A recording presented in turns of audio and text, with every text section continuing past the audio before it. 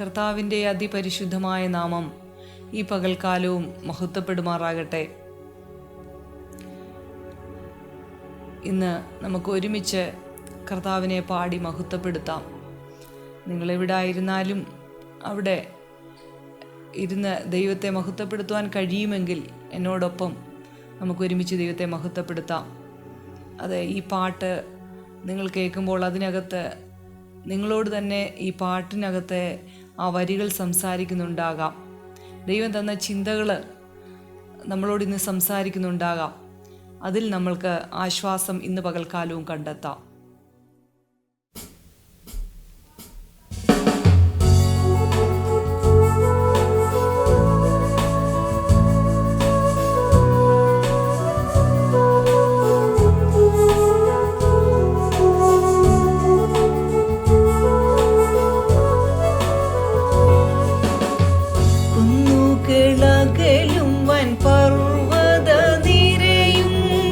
തന്നിടം വിട്ടു പിന്മാറിയെന്നാലും കുന്നുകളകലും വൻ പർവ്വത നിരയും തന്നിടം വിട്ടു പിന്മാറിയെന്നാലും നീങ്ങുകില്ലവൻ ദയ എന്നിൽ നിന്നതുപോൽ നീങ്ങുകില്ലവൻ ദയ എന്നിൽ നിന്നതുപോൽ നിലനിൽക്കും സമാധാന നിയമവും നിത്യം നിലനിൽക്കും സമാധാന നിയമവും നിത്യം കാണുന്നു ഞാൻ യാഹിൽ എനിക്കാശ്രയമായൊരു ശാശ്വത പാറ കാണുന്നു ഞാൻ യാഹിൽ ജ്വലിക്കുകയില്ലവൻ കോപൻ ക്ഷണം നേരം മാത്രം നിലനിൽക്കും പ്രസാദവും ജീവാന്ത്യത്തോളം ജ്വലിക്കുകയില്ലവൻ കോപൻ ക്ഷണം നേരം മാത്രം നിലനിൽക്കും പ്രസാദമോ ജീവാന്ത്യത്തോളം വസിക്കിലും നിലവിളി രാവിലൻ കൂടെ വസിക്കിലും നിലവിളി രാവിലൻ കൂടെ ഉദിക്കുമേ ഉഷസതിൽ ആനന്ദഘോഷം ഉദിക്കുമേ ഉഷസതിൽ ആനന്ദഘോഷം കാണുന്നു ഞാൻ യാഹിൽ എനിക്കാശ്രയമായൊരു ശാശ്വത പാറ കാണുന്നു ഞാൻ യാഹിൽ.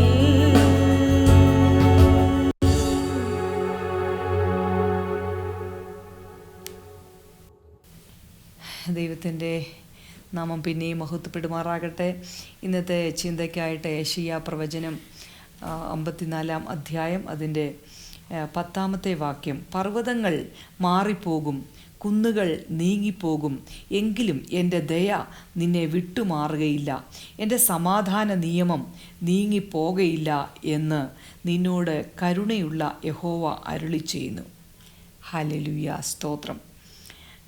ഇന്ന് കർത്താവ് നമ്മളോട് സംസാരിക്കുന്നത്, കർത്താവ് പറയുന്ന ഒരു കാര്യമുണ്ട്. കുന്നുകൾ മാറിപ്പോകും, പർവ്വതങ്ങൾ മാറിപ്പോകും, കുന്നുകൾ നീങ്ങിപ്പോകും. അതെ, പർവ്വതങ്ങൾ മാറിപ്പോയാലും കുന്നുകൾ നീങ്ങിപ്പോയാലും ദൈവത്തിൻ്റെ ദയ നമ്മളിൽ നിന്ന് നീങ്ങിപ്പോകയില്ല. ഹല്ലേലൂയ, സ്തോത്രം.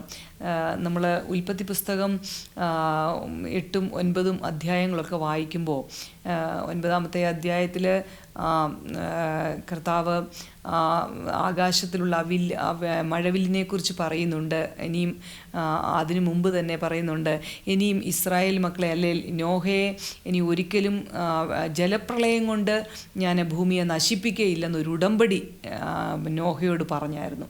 അപ്പം ഇന്ന് നമ്മളോട് ദൈവം സംസാരിക്കുകയാണ്. അതുപോലൊരു ഉടമ്പടി ഇന്ന് ദൈവം നമ്മളോട് ചെയ്യുകയാണ്. ഇന്ന് നിങ്ങൾ ആരെങ്കിലും അതെ വിഷമിച്ചിരുന്ന് അത് ഭാരപ്പെട്ടിരിക്കുന്നവരാരെങ്കിലും ഉണ്ടെങ്കിൽ ഇന്ന് ദൈവം നമ്മളോട് പറയുക, കുന്നുകൾ മാറിപ്പോകും, അതെ പർവ്വതങ്ങൾ മാറിപ്പോകും, കുന്നുകൾ നീങ്ങിപ്പോകും, എന്നാലും ദൈവത്തിൻ്റെ ദയ നമ്മളിൽ നിന്ന് മാറിപ്പോകയില്ല. ദൈവം ഭയങ്കര ദീർഘക്ഷമയും മഹാദയും വിശ്വസ്തയുള്ള നല്ല കർത്താവാണ്. പലപ്പോഴും നമ്മൾ ദൈവസന്നിധിയിൽ നിന്ന് നമുക്ക് ചില വിഷയങ്ങളുമായിട്ടുള്ള ബന്ധത്തിൽ നമ്മൾ പ്രശ്നങ്ങൾ പ്രതിസന്ധികൾ ഒത്തിരി ഒന്നൊന്നായിട്ട് നമ്മുടെ അടുത്തോട്ട് ആഞ്ഞടിക്കുമ്പോൾ നമ്മൾ നല്ല പ്രാർത്ഥിച്ചുകൊണ്ടിരിക്കുന്നവരാണെങ്കിൽ പോലും നമ്മുടെ പ്രാർത്ഥനയിൽ ഒരു മുടക്കം വന്ന് ഒരു നിരാശ വന്നിട്ട് ഇനിയും പ്രാർത്ഥിച്ചാലും ഒരു ഫലമില്ലല്ലോ എന്ന് നമ്മൾ ചിലപ്പം അസ്വസ്ഥപ്പെടാറുണ്ട്. എനിക്ക് കഴിഞ്ഞ ദിവസങ്ങളിലൊക്കെ എന്നെ പലരും വിളിച്ചിട്ട് പറഞ്ഞു, സിസ്റ്റർ പറയുന്നത് വിചാരപ്പെടേണ്ട എന്നൊക്കെ പറഞ്ഞു. പക്ഷേ ഞാൻ അങ്ങ് വിചാരപ്പെട്ടു പോകുക. എന്താണെന്ന് എനിക്കറിയത്തില്ല. എനിക്ക് നന്നായിട്ട് മാനസികമായിട്ട് ഞാൻ ഓരോ വിഷയങ്ങൾ എൻ്റെ മുന്നിൽ കിടന്നിട്ട് ഞാനിങ്ങനെ മണിക്കൂറുകൾ ഇങ്ങനെ ഓരോന്നിനെയും ഓർത്ത് വിചാരപ്പെട്ടു പോകുകയാണെന്ന്. ദൈവമക്കളെ, നമ്മളൊരു കാര്യമുണ്ട്, നമ്മൾ ദൈവസന്നിധിയിലിരുന്ന് പ്രാർത്ഥിക്കുകയും ദൈവത്തോട് നമുക്ക് എന്തെങ്കിലും ഒരു ഭാരം വരുമ്പോൾ കർത്താവ് എപ്പോഴും പറയത്തില്ലേ, നിങ്ങൾ ഭാരപ്പെടേണ്ട, നിങ്ങളുടെ ഭാരം എൻ്റെ മേൽ വെക്കാൻ ഞാൻ നിന്നെ പുലർത്താമെന്ന് എത്ര പ്രാവശ്യം നമ്മളോട് കർത്താവ് പറയുന്നുണ്ട്. അപ്പോൾ തന്നെ യോഹന്നാൻ എഴുതിയ സുവിശേഷം 14-ാം അധ്യായത്തിൽ 1-ാമത്തെ വാക്യം പറയുന്നില്ലേ, നിങ്ങളുടെ ഹൃദയം കലങ്ങിപ്പോകരുതെന്ന്. എന്തോ നല്ല വചനങ്ങളാണ് കർത്താവ്, എന്ത് നല്ല വാഗ്ദത്ത വചനങ്ങളാണ് കർത്താവ് നമ്മളോട് ഇടപെടുന്നത്. നമ്മൾ പലപ്പോഴും നമ്മുടെ പ്രശ്നങ്ങളെയാണ്, ഞാൻ എപ്പോഴും നിങ്ങളോട് പറയുന്നത് പോലെ, ഞാൻ എപ്പം നിങ്ങളോട് മെസ്സേജ് പറയുമ്പോഴും ഞാൻ നിങ്ങളോട് ഒരു കാര്യം നിങ്ങളെ നോട്ട് ചെയ്ത് പറയും, നിങ്ങളുടെ പ്രശ്നങ്ങൾ എത്ര പ്രതികൂലങ്ങളായാലും എത്ര പ്രതിസന്ധികളിൽ ഒരു പർവ്വതം പോലെ ഉണ്ടെന്ന് പറഞ്ഞാലും ആ പ്രശ്നത്തിൻ്റെ അപ്പുറത്ത് കർത്താവ് നിപ്പുണ്ട്. അത് ശരിക്കും നമ്മൾ ആ പ്രശ്നത്തെ കാണുന്നത് കൊണ്ടാണ് നമുക്ക് ദൈവത്തെ കാണാൻ കഴിയാത്തത്. അതെപ്പോഴും ഞാൻ നിങ്ങളോട് പറയാറുണ്ട്. ഹല്ലേലൂയ, സ്തോത്രം. അതുപോലെ തന്നെ യോഹന്നാൻ എഴുതിയ സുവിശേഷം 16-ാം അധ്യായം 33-ാമത്തെ വാക്യത്തിൽ പറയുന്നുണ്ട്, എന്താ, ലോകത്തിൽ നിങ്ങൾക്ക് കഷ്ടമുണ്ട്, എങ്കിലും ധൈര്യപ്പെടുവീൻ, ഞാൻ ലോകത്തെ ജയിച്ചിരിക്കുന്നുവെന്ന്. ആമേൻ, സ്തോത്രം. ഹല്ലേലൂയ. ലോകത്തിൽ നമുക്ക് കഷ്ടമുണ്ട് ദൈവമക്കളെ. ഒരു ദൈവ പൈതലാണെങ്കിൽ അവൻ്റെ ജീവിതത്തിൽ കഷ്ടമില്ലെന്ന് ഞാൻ പറയത്തില്ല. എന്നാൽ ആ കഷ്ടമുണ്ടെങ്കിലും അതിനൊരു നീക്കുപോക്ക് തരുന്ന കർത്താവാണ്. നമ്മൾ ഒരുപാട് കഷ്ടപ്പെടുമ്പോൾ നമ്മളെ അങ്ങനെ കഷ്ടത്തിന് വിട്ടുകൊടുക്കുന്ന ഒരു ദൈവമല്ല നമ്മുടെ കർത്താവ്. ഹല്ലേലൂയ. അനവധി കഷ്ടങ്ങൾ കടന്നു പോകുമ്പോഴും നമ്മളൊന്ന് കണ്ണുനീർ നമ്മൾ കരയുന്നത് കാണുമ്പോൾ കർത്താവ് അവിടെ അടങ്ങിയിരിക്കത്തില്ല. നമ്മുടെ കണ്ണുനീർ തൂകുന്നത് കണ്ട് കർത്താവ് അവിടെ സ്വസ്ഥമായിരിക്കുമെന്ന് നിങ്ങൾ വിചാരിക്കുന്നുണ്ടോ? ഒരിക്കലുമില്ല.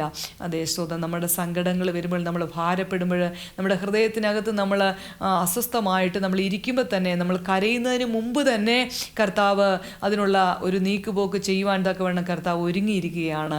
ഇന്ന് പകൽക്കാലം നമ്മൾ പറയും, എത്ര പ്രാർത്ഥിച്ചിട്ടും ഒരു സമാധാനം കിട്ടുന്നില്ല, എത്ര പ്രാർത്ഥിച്ചിട്ടും ഒരു മാറ്റം വരുന്നില്ല എന്ന്. നമ്മൾ ഒരു കാര്യം ശ്രദ്ധിക്കണമേ, ദൈവസന്നിധി നമ്മൾ ഇരിക്കേണ്ട സമയമൊക്കെയും നമ്മൾ പലപ്പോഴും ചിന്താകുലങ്ങളിൽ അകപ്പെട്ടിരിക്കുകയാണ്. എങ്ങനെ ആയിത്തീരും ആ പ്രശ്നം, എങ്ങനെ അത് ഫേസ് ചെയ്യും എന്ന് നിങ്ങൾ ഭാരപ്പെടുന്നുണ്ടാകാം. ഇന്ന് പകൽക്കാലം ഒരു കാര്യം ചെയ്യുക, നമ്മൾ വിശ്വാസത്തോടെ ദൈവത്തിൻ്റെ കരങ്ങളിൽ ഏൽപ്പിച്ചു കൊടുക്കുക. നമുക്കൊരു കാര്യം ശ്രദ്ധിച്ചാൽ അറിയാം, അബ്രഹാം ബാലനെയും കൊണ്ട് മോറിയാമലയിലേക്ക് പോകാൻ തുടങ്ങുമ്പോൾ തന്നെ, അബ്രഹാം ഭവനത്തിൽ നിന്ന് ഇറങ്ങുമ്പോൾ തന്നെ എന്താണ്, മോറിയാമലയിൽ പോകുന്നതിന് തൊട്ട് താഴ്വരയിൽ നിന്ന് ആട്ടുംകൊറ്റനും കയറിക്കൊണ്ടിരിക്കുക.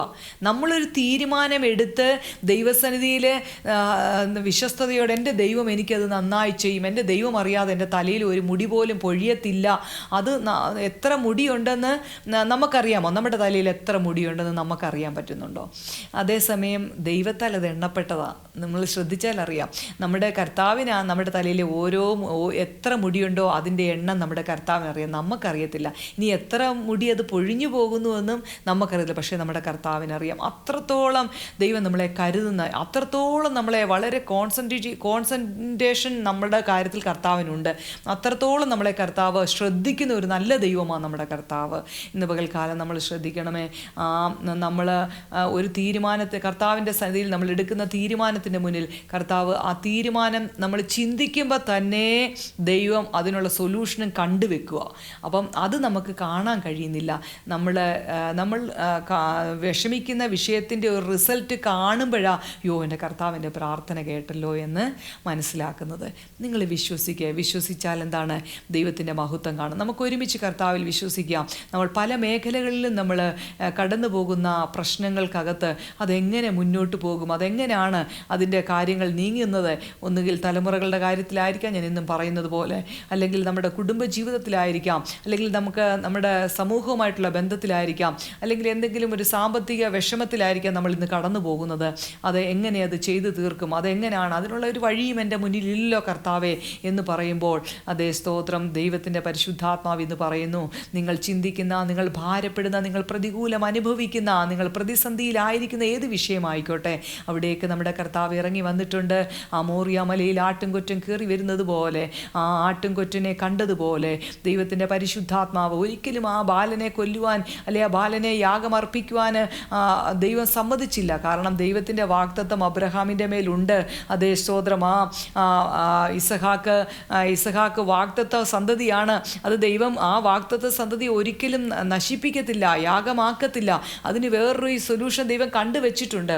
അതുകൊണ്ട് ഇന്ന് പകൽക്കാലം ഒരു കാര്യമുണ്ട്, ഇന്ന് നമ്മുടെ തലമേലുള്ള വാഗ്ദത്തം അത് നിവൃത്തിയാകുവാൻ, അതിൻ്റെ തക്ക സമയത്ത് ആ വാഗ്ദത്തം പൂർത്തിയാകും. പക്ഷേ ആ വാഗ്ദത്തം പൂർത്തിയാകണമെങ്കിൽ തലമേൽ കിടക്കുന്ന വാഗ്ദത്തത്തിൻ്റെ മേൽ നമ്മൾ ഓർത്ത് ദൈവത്തോട് അത് പ്രാർത്ഥിച്ചു കൊണ്ടിരിക്കുമ്പോൾ തക്ക സമയത്ത് ആ വാഗ്ദത്തം നമ്മുടെ മേൽ നിറവേറുവാൻ ഇടയാകും. ഇന്ന് പകൽക്കാലം നമുക്ക് അതിനായി നമ്മളെ ദൈവകരങ്ങളിൽ ഏൽപ്പിച്ചു കൊടുക്കാം. കർത്താവേ, എൻ്റെ വിശ്വാസത്തെ വർദ്ധിപ്പിക്കണമേ. ഞാൻ പലപ്പോഴും നിരാശപ്പെട്ടു പോകുന്നു കർത്താവേ, ഞാൻ മടുത്തു പോകുന്നു കർത്താവേ, അതിനൊരു മറുപടി എനിക്ക് ലഭിക്കുമോ കർത്താവേ എന്ന് നമ്മൾ ഭാരപ്പെടുന്നെങ്കിൽ ഇന്ന് പകൽക്കാലം നമുക്ക് ഒരുമിച്ച് കർത്താവിനോട് പ്രാർത്ഥിക്കാം. അപ്പാ, എൻ്റെ വിശ്വാസത്തെ വർദ്ധിപ്പിക്കണമേ. ഇന്ന് എൻ്റെ കർത്താവ് എനിക്ക് ചെയ്യുവാൻ പോകുന്ന അത്ഭുതത്തിനായി ഞാൻ നന്ദി പറയുന്നു കർത്താവേ എന്ന് നമുക്ക് ഒരുമിച്ച് പ്രാർത്ഥിക്കാം. പരിശുദ്ധനെ, ഞങ്ങളെ ഒരുമിച്ച് അങ്ങയുടെ കരങ്ങളിൽ ഏൽപ്പിക്കുന്നു പിതാവേ. ഹല്ലേലൂയ. പലവിധമായ ഭാരങ്ങൾ, പ്രയാസങ്ങളൊക്കെ ഞങ്ങളുടെ നിത്യമായ ജീവിതത്തിൽ ഞങ്ങൾക്കുണ്ട്. ഈ ഭൂമിയിൽ ഞങ്ങൾക്ക് അല്പസമയമേ ഉള്ളൂ. ഹല്ലേലൂയ. ഏറെയായാൽ 80 സംവത്സരം അതിൻ്റെ പ്രതാപവും പ്രയാസവും ദുഃഖവും അത്രേ. അത് വേഗം തിരികെ ഞങ്ങൾ പറന്നു പോവുകയും ചെയ്യുന്നത് കർത്താവെ വചനം പറയുമ്പോൾ, സ്വർഗത്തിലെ അപ്പാ, ഞങ്ങളെ സമ്പൂർണ്ണമായി താഴ്ത്തുന്നു കർത്താവെ. അങ്ങ് ലോകത്തിൽ ജീവിച്ചിരുന്നപ്പോൾ അങ്ങ് കഷ്ടം അനുഭവിച്ചതാണ്. ഈ ലോകത്തിൽ കഷ്ടമുണ്ടെന്ന് ഞങ്ങളെ കർത്താവ് മനസ്സിലാക്കി പഠിപ്പിച്ചതാണ്. എന്നാൽ ഞങ്ങൾക്ക് ഈ കഷ്ടത്തെ കർത്താവ് മനസ്സിലാക്കുവാനും, ആ കഷ്ടം കർത്താവ് നിമിത്തം നീങ്ങിപ്പോകും, ആ കഷ്ടത്തിൽ കൂടി കടന്നു പോകുമ്പോഴും ആ കഷ്ടം ഞങ്ങളെ കർത്താവെ ഒരിക്കലും മുക്കിക്കൊല്ലുകയില്ല എന്ന് കർത്താവ് മനസ്സിലാക്കുവാൻ തക്കവണ്ണം ഇന്നത് ഒന്നുകൂടെ ഞങ്ങളുടെ ഹൃദയത്തെ അങ്ങ് ഒന്ന് മനസ്സിലാക്കി തന്നതിനായി നന്ദി പറയുന്നു കർത്താവെ. ഞങ്ങൾ കടന്നു പോകുന്ന ഈ പ്രതിസന്ധികൾ, പ്രശ്നത്തിനകത്തും പ്രതിബന്ധങ്ങളും ഇന്ന് പകൽക്കാലം യേശുവിൻ്റെ നാമത്തിൽ മാറിപ്പോകുവാൻ പ്രാർത്ഥിക്കുന്നു. ഹല്ലേലൂയ. സ്തോത്രം. അതെ, പത്രോസ് വെള്ളത്തിൽ കൂടി നടന്നു പോകുമ്പോൾ, ഹല്ലേലൂയ, വെള്ളത്തിൽ കൂടി നടന്നു പോകുമ്പോൾ ആദ്യം മുങ്ങിയില്ല. എന്നാൽ അവൻ ലോകത്തിലുള്ള ആ വെള്ളത്തെ കണ്ടപ്പോഴാണ് അവനെ മുക്കുവാൻ ഇടയായതെങ്കിൽ ഇന്ന് പകൽക്കാലം ഞങ്ങളുടെ ലോകത്തിലുള്ള പ്രതിസന്ധിയാകുന്ന, അതേ സ്തോത്ര, പ്രതികൂലമാകുന്ന വെള്ളത്തിൽ കൂടി ഞങ്ങൾ നടക്കുമ്പോൾ, ആമേൻ സ്തോത്രം, വെള്ളത്തെ കാണാതെ യേശുവിനെ മാത്രം മുന്നോട്ട് കണ്ട് യാത്ര ചെയ്യുവാൻ ഇന്ന് പകൽക്കാലവും ഞങ്ങൾക്ക് കൃപ തന്നാട്ട് കർത്താവേ. അതിന് വിരുദ്ധമായി ഞങ്ങളുടെ വിശ്വാസത്തിനും ഞങ്ങളുടെ ധൈര്യത്തിനും ഞങ്ങളുടെ ഉറപ്പിനും കർത്താവേ, അതേ, ഞങ്ങൾ നിന്നിൽ ആശ്രയിപ്പാൻ കർത്താവെ, നിന്നിൽ കേന്ദ്രീകരിക്കുവാൻ തടസ്സമായി നിൽക്കുന്ന സകല ഇരുളിൻ്റെ മണ്ഡലങ്ങളുടെ മേലും സ്വർഗത്തിലും ഭൂമിക്കും നാഥനായ യേശുവിൻ്റെ നാമത്തിൽ ഞങ്ങൾ ഒരുമിച്ച് ജയം കൽപ്പിക്കുകയാണ്. ദൈവത്തിൻ്റെ പരിശുദ്ധാത്മാവ് സകല വഴികളിൽ ഞങ്ങളെ ഇന്ന് പകൽക്കാലം നടത്തുമാറാകണമേ. അങ്ങ് ഞങ്ങളുടെ പ്രാർത്ഥന കേട്ടിരിക്കാൻ സ്തോത്രം. കർത്താവായ യേശു ക്രിസ്തുവിൻ്റെ നാമത്തിൽ തന്നെ. ആമേൻ.